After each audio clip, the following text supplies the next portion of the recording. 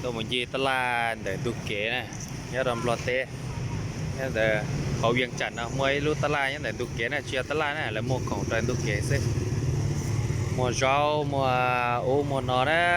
ปวดจ่าปวดยาที่จะธรรมศาสตร์ซินะที่จะเสียค่าซินะในอันเจนะก็อยู่ที่นั่นเดี๋ยวก็เจ๊จี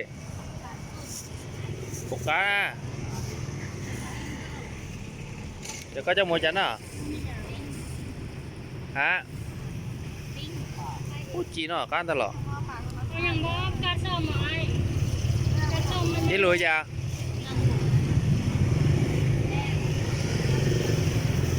โอ้ที่จนเจนสิค้าซินะ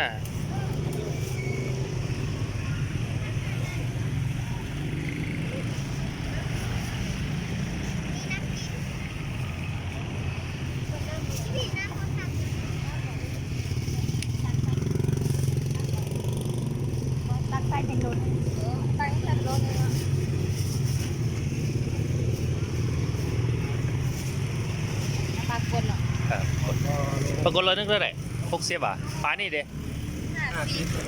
โอ้ยอดเจนตอนนี้เด็ดน้อยรู้ชิจ่อ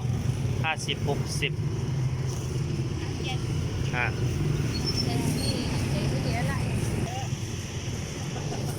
60โลนึงได้โอ้50พุ่นน่ะโอ้อันนี้อาหารของแท้นี่น่ะไข่เวอร์นึงนะเห็ดกับเจ้าเห็ดแกงอึ่งบ่ได้ปลาท้องมันเลยตัวเป็นต้มเลยตัวล้างสะอาดตลอดอ๋อล้างด้วยน้ำเกลือติดไปแล้วป้าไหนดิจ่ายพิจารณ์เหรอเป็นเนื้อ1,000จานในทางพานวะน่ะทอดโลแล้วเหรอบ่โคตรมีบุ้งเฟสชีสนี่แหละอ๋อก็ขายเป็นโลก็โลละ35เอาซอยได้ไหมมีแต่แนวเป็ดตาแซ่บหมดเลยนี่นะ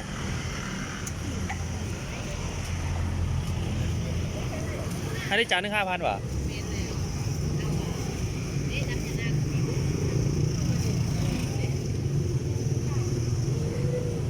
โอ้ตามมะเขือนี่นะอันนึงเท่าไหร่กับคนป้าเรากับอ๋อนอกคอย่าเบิ้งนึงเบิ้งย้อนstreet market they sell a lot of things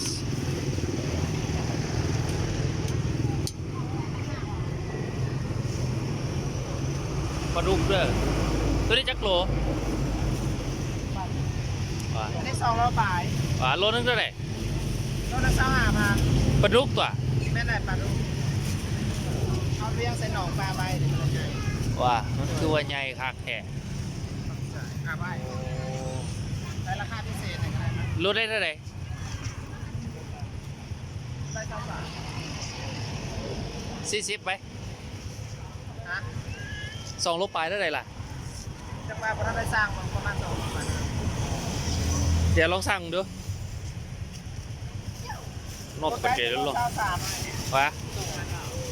สาวก็ได้ก็ได้ปกติขายที่สาวก็ป้าน้อยอันนั้นยังสาวแล้วก็ยังว่าแหละป้าน้อยไอ้นั่นน่ะป้าน้อยตอนนี้อันนี้มันป่าใหญ่ส่วนมันสีใหญ่ไอ้ว่าน้องจักรีไอ้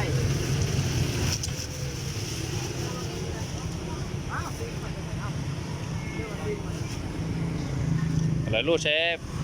จงกีจ้ะนะเชฟใหญ่ๆเอาเกี่ยงซะหลงโอ้หมกกานะมันเจ๋งนะไม่ได้กบเลี้ยงว่ะเลือกกบธรรมศาสตร์แท้ขายนี่อะไรล่ะพวง25ยังพอถึงลงเลยต้องโบแมนตีกบเลี้ยงตีโอ้กบธรรมศาสตร์ก็เพราะหายอีกแน่นี่นะวะ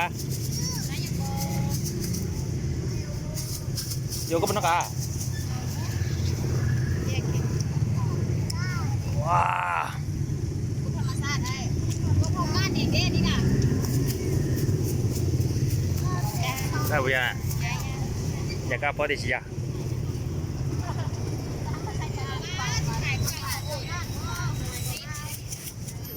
ô cặp phủ đó cho chó nó là cặp phủ cho trời à เจ็ดได้เอาบ่เจ็ดสี่ขีดไม่ได้3,000ไม่ได้ห้อยขา dạ xì kia 2 โลไป cái đó là chuyện lo เดียวอย่างมาดู có đi đó này ขาย có được 60ค่ะ ô một cái thì chỉ đó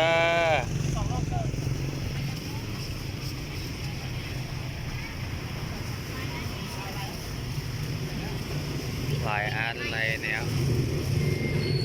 รถนั่งได้ไหนเอิญฝาห้อยยังเกาะห้อยปักกว้าง ด้วย โอ้ หอยน้ ห้อยน้ำอ่ะตัวนี้ไม่ต้องแก้ตามันออกกันตัว ำแซ่บเลยแซ่บเดียวมาซื้อได้ อ๋อ แซ่บเดียวกันแซ่บพอต้มแล้วกินเลยแซ่บ นั่งเคืออ๋อใช่อยู่แล้วมั้ยชิมว่าชิอยู่ละโอ้เกิดแต่หนอนะ